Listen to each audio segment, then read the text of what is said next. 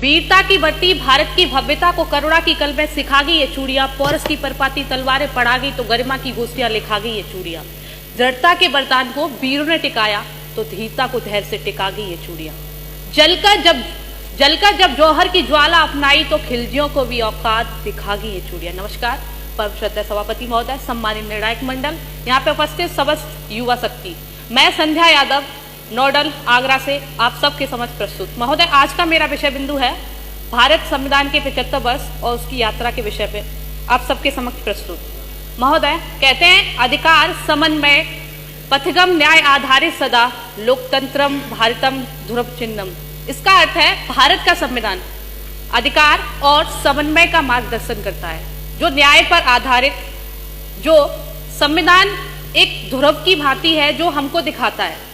महोदय, भारतीय संविधान की 75 वर्ष की यात्रा अत्यंत अव्यवस्थित सामाजिक और राजनीतिक परिवेश में अनेकों उतार चढ़ाव बाधाएं आने के बाद भारत विश्व का एक ऐसा संविधान, एक लंबा संविधान बनकर उभरा जिसमें लगभग 1,45,000 शब्द, 22 भाग और 8 अनुसूचियां, 395 अनुच्छेद मूल रूप से शामिल हैं। इस प्रकार की विषमताओं के साथ होते हुए भी भारत एक अपनी नई पहचान बनाता है, एक संप्रभु समाजवाद, धर्मनिरपेक्ष और लोकतांत्रिक गणराज्य के रूप में। महोदय, मैं बात करूं भारत की संविधान की यात्रा का प्रारंभ भारत शासन अधिनियम 1935 के एक्ट से होता है।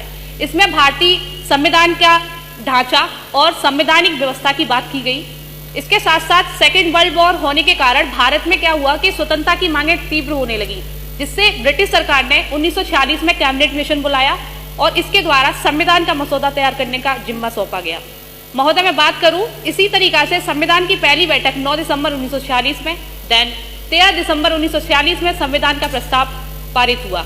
इसी के साथ 26 नवंबर 1949 को संविधान को अंगीकृत किया गया और इसमें शामिल हमारे महान भाव माननीय BR अम्बेडकर, पंडित जवाहरलाल नेहरू, MN राय, महात्मा गांधी, अनेकों महान भाव शामिल थे।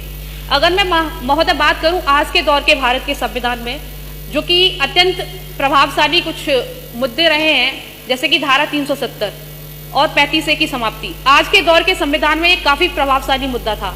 इसके साथ साथ मैं बात करूं भारत के संविधान में महिलाओं को 33% आरक्षण लोकसभा सीटों में, ये भी काफी प्रभावशाली मुद्दा रहा है आज के संविधान में। इसी तरीका से भारत के संविधान में अनेकों संशोधन हुए, नए सुधारों को जोड़ा गया।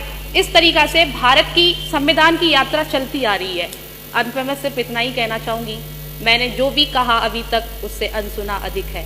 आपने जो भी सुना अभी तक उससे अनसुना अधिक है।